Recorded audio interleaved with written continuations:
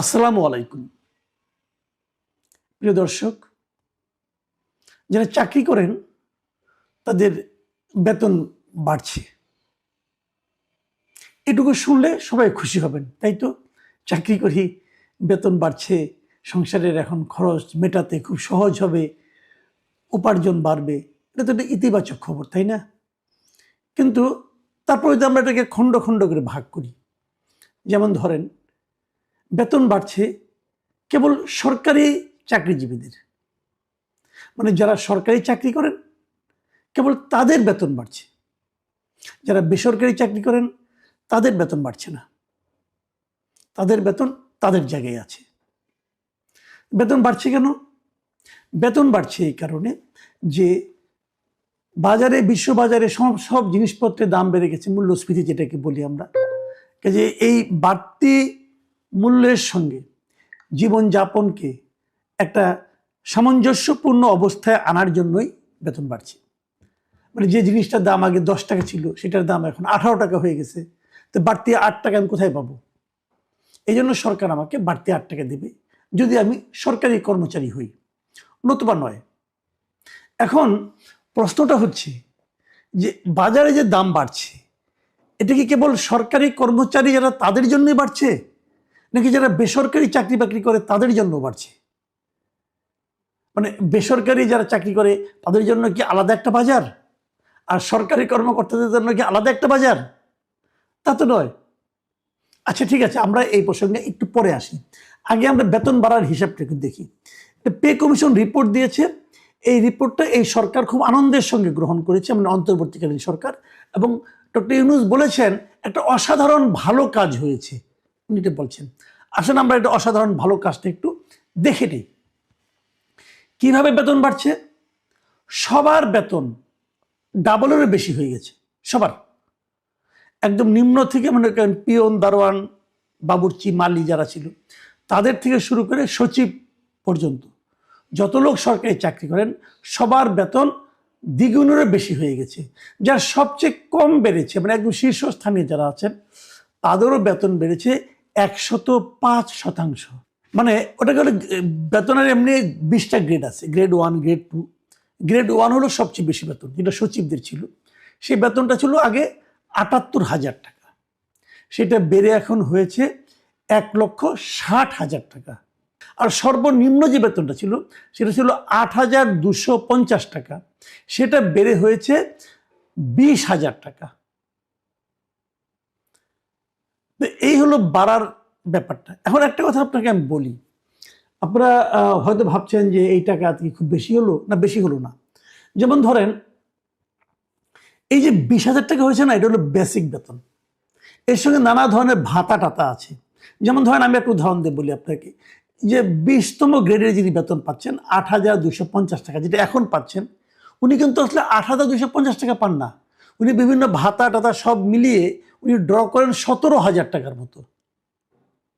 এখানে কে আছে এই ক্যাটাগরিতে? কারা আছে এই ক্যাটাগরিতে? পিয়ন, দারোয়ান, পরিচ্ছন্নতা কর্মী, এরা।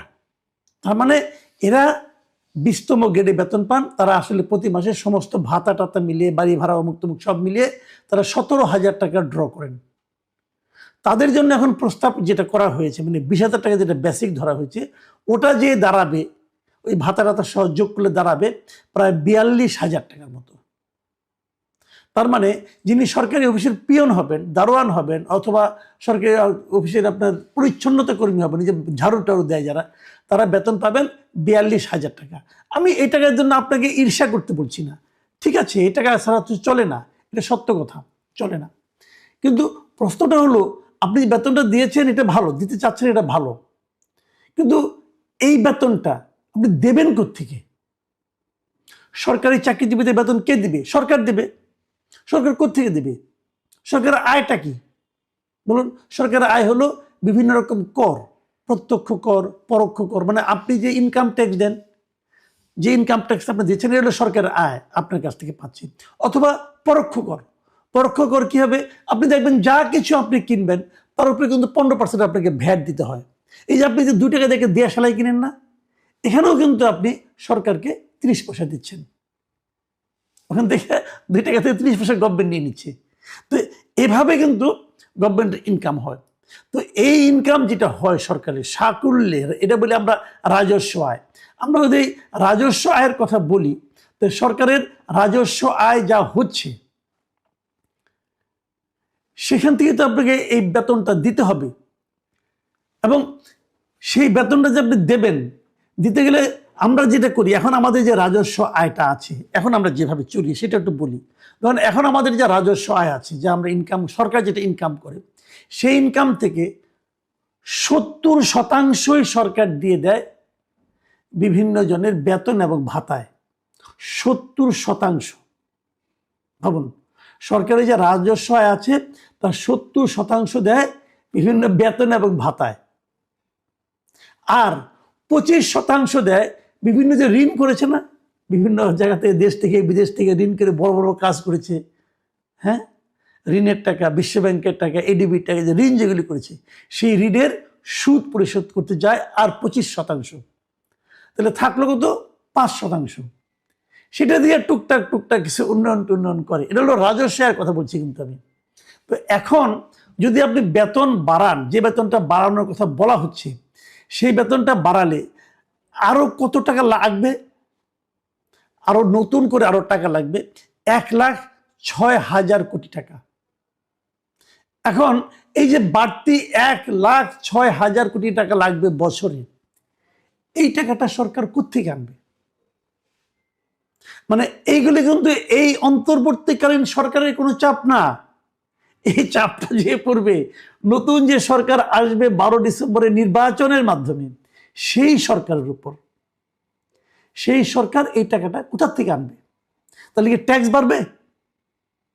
সবার উপর যে ট্যাক্স দিবে, আমি আপনি যারা আমরা কোনো বেসরকারি চাকরি করি অথবা অন্য কোনোভাবে ব্যবসা বাণিজ্য করি অথবা যারা জিনিসপত্র কেনাকাটা করি, আমাদের সবার কাছ থেকে আরো টাকা নিবে, আরো ট্যাক্স দিবে, নিয়ে তার যারা চাকরি করে, মানে সরকারে যারা নাকি পার্ট অফ গভর্নমেন্ট, যে সরকারি কর্মচারী যারা আছেন, তাদেরকে উনি প্রতি বছর আরো 1,06,000 কোটি টাকা করে দিবে। এদের কাজটা কি আসলে? সরকারি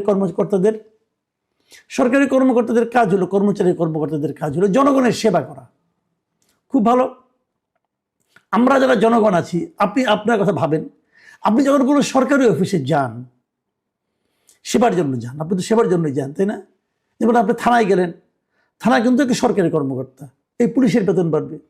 আপনি হয়তো কোনো সাব রেজিস্ট্রি অফিসে গেলেন, ওটা কিন্তু একটা সরকারি চাকরি করে, ওরাও কিন্তু আপনার কাছ থেকে টাকা নিয়ে এইভাবে বেতনটা পাবে।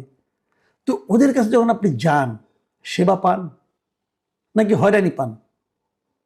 অথবা ঘুষ দিলে কাজটা তাড়াতাড়ি হয়? কোনো একটা সরকারি অফিসে যে সেবা পেয়েছেন, সন্তুষ্ট হয়ে এসেছেন, ঘুষ ছাড়া কাজ হয়েছে, হয়রানি এবং ভোগান্তি ছাড়া কাজ হয়েছে, এমন লোক আমাদের সমাজে কয়জন আছে? এই আপনারা যারা শুনতেছেন, আপনারাই মন্তব্য করুন আমার এখানে, কয়জন আপনারা আছেন? শতকরা কতজন হবে? 5 জন, 10 জন হবে? এর চেয়ে বেশি হবে বলে হবে না, আমি গ্যারান্টি দিয়ে বলতে পারি। বাকি 90 জনই সরকারি অফিসে যে ভোগান্তির শিকার হন, আপনাকে উৎকোচ দিতে হয়, সেলামি দিতে হয়, ঘুষ দিতে হয়। তো ওনারা আমাদের কাছ থেকে ঘুষও নেবেন, আবার ওনারা আমার কাছ থেকে বাড়তি টাকা নেবেন, তাদের সংসার চলে না বলে। এই তো হচ্ছে। তো এখন কোশ্চেন হলো, এটা করলো কেন? করলো এই কারণে, দুটো কারণে আমি মনে করি। এই সরকার তার শেষ দিকে এসে এই সরকারি কর্মচারীদের হাতে রাখতে চায়, বোঝাতে চায় যে আমরা তোমাদের জন্য অনেক করলাম, তোমরা আমাদেরকে হেল্প করো বাকি সময়টুকু। পাশাপাশি নতুন যে সরকার আসবে 12 তারিখের পরে, তাদের উপরে একটা বোঝা চাপিয়ে দিল। ওই সরকার এসেই হাহুতাশের মধ্যে পড়ে যাবে যে কিভাবে তারা সরকারি কর্মচারীদের এই বেতনটা দিবে। এই যে নতুন পে স্কেল ঘোষণা করা হয়েছে, সরকারি দল কিন্তু, সরকারি কর্মচারীরা কিন্তু বলছে এটা এখন থেকেই চালু করেন, আর সরকার বলছে না এটা জুন থেকে চালু হবে। এখন কিছু কিছু হবে, এখন অল্প বিস্তর হবে, তারপর পূর্ণাঙ্গভাবে চালু হবে জুন মাসে। এখন ধরেন নতুন গভর্নমেন্ট আসলো, এসে ভাবলো যে এটা করা সম্ভব না, আমি কোত্থেকে করবো, আমার টাকা তো নাই। যদি না করে তাহলে কি হবে? নতুন গভর্নমেন্ট অজনপ্রিয় হয়ে যাবে। তারা বলবে ইউনূসের সরকারই ভালো ছিল, অথবা তারা নতুন সরকারকে অসহযোগিতা করবে, এমন এমন কাজ করবে যাতে নাকি নতুন সরকার বিপদগ্রস্ত হয়, নতুন সরকারের বদনাম হয়, তারা এগুলো করবে। আপনি বেতন বাড়ান, আমার কোনো আপত্তি নাই, সে সঙ্গে জবাবদিহিতা বাড়ান। সরকারি কর্মকর্তা কর্মচারীদের কোনো জবাবদিহিতা আছে? সরকারি অফিসগুলোর নিয়ম নীতি আছে? সরকারি অফিসের লোকজনকে ঘুষ খায় না? দেখুন, আওয়ামী লীগ আমলে কিন্তু এক দফা বেতন বেড়েছিল, বেতন প্রায় জাস্ট ডাবল করে দিয়েছিল আওয়ামী লীগ আমলে, এবং তখন বলা হয়েছিল আপনারা ঘুষ খাবেন না, আপনাদের বেতন বাড়িয়ে দিলাম। সরকারি কর্মচারীরা এটা শুনেছিল? ঘুষ খাওয়াকে বাদ রাখছিল? আগের মধ্যে ঘুষ চলেছে, তখন ঘুষের রেটও বেড়েছে, ঘুষের রেট বেড়েছে, বেতন বেড়েছে। তো সমাধানটা কি? আমি তো পার্সোনালি মনে করি সরকারের সাইজ ছোট করতে হবে, সরকারি কর্মচারীর সংখ্যা কমাতে হবে। এত কর্মচারী আমাদের দরকার নাই। এরা সব মানুষ, যত কর্মচারী তত ঘাটে মানুষকে যে হোঁচট খেতে হয় এবং মানুষকে ঘুষ দিতে হয়, উৎকোচ দিতে হয়, হয়রানির শিকার হতে হয়। এটা করতে হবে। কে করবে? যে করবে সে অজনপ্রিয় হবে, এবং যেহেতু সমস্ত কিছু এদের হাতে, আসলে এদের হাতে আপনি জিম্মি হয়ে যাবেন। বিপরীত দিকে যে কথাটা আমি বলছি, যে আমরা যারা সাধারণ মানুষ আছি তাদের কি অবস্থা? তাদের কি বেতন বেড়েছে? আমি এরকম কমপক্ষে 10টা প্রতিষ্ঠান দেখাতে পারবো যারা বাংলাদেশে এই প্রতিষ্ঠানগুলোর নাম লোকে এক নামে চেনে, এক নামে চিনি। এরকম বড় বড় ব্যবসা প্রতিষ্ঠান, বড় বড় কমার্শিয়াল মানে এই প্রতিষ্ঠান আর কি, আমার বাণিজ্যিক প্রতিষ্ঠান, আমাদের দেশের বড় বড় প্রতিষ্ঠান, বড় বড় গ্রুপ, যাদের এখানে মাস্টার ডিগ্রি পাস করা একটা লোকের বেতন হয় 15,000, 18,000 টাকা। আমি আপনাকে উদাহরণ দিয়ে দিতে পারবো, অভাব নেই। অথবা আমার উদাহরণ দরকার নেই, আপনি নিজেরা একটু খোঁজ দেন না। যে কোনো একটা প্রতিষ্ঠানে যে বলেন যে আপনি দেখেন এন্ট্রি পয়েন্টে বেতন কত, দেখেন কত টাকা বলে। বাদ দেন এই প্রতিষ্ঠান, যত মিডিয়া আছে, আমি তো মিডিয়ায় চাকরি করেছি, যত মিডিয়া আছে মিডিয়াগুলিতে যান, খবর নেন যে একটা শিক্ষানবী মাস্টার ডিগ্রি পাস করে এসেছে, হয়তো জার্নালিজমেই পাস করেছে, সে মেধাবী স্টুডেন্ট, এসে একটা কোনো একটা পত্রিকায় অথবা কোনো একটা টেলিভিশনে চাকরি করতে যাচ্ছে, তার বেতন কত টাকা ধরা হয়? 20,000 টাকা ধরা হবে কিনা আমার সন্দেহ আছে। 12,000, 15,000 এরকম ধরা হয়। তার মানে ওই যে সরকারি অফিসের মালি, ক্লিনার, পিয়ন, তাদের চেয়েও কম বেতন। আবার তারা পেনশনও পাবে, বেসরকারিতে পেনশনও পাবে না। আমার কথা, সরকার যখন একটা দেশ চালায়, সরকার কি কেবল সরকারি কর্মচারীদের সরকার, নাকি এই বেসরকারি প্রতিষ্ঠানে যারা চাকরি করেন অথবা যারা শ্রমিক আছেন তাদেরও সরকার? যদি সবারই সরকার হয়, তাহলে কেবল কেন তাদের এই সরকারি কর্মচারীদের বেতন বৃদ্ধি নিয়ে তাদের এত মাথা ব্যথা? অন্যদের কি সংসার চালাতে হবে না? অন্যরা কি একই বাজারে যাবে না? এটাই হচ্ছে একটা জবাবদিহি না থাকা সরকারি চরিত্র। যে সরকারের কোনো জবাবদিহিতা নাই, তেমন সরকারের পক্ষেই কেবল এ ধরনের আচরণ করা সম্ভব। এবং আমাদের দুর্ভাগ্য, তেমন একটা সরকার আমাদের উপর চেপে বসে আছে।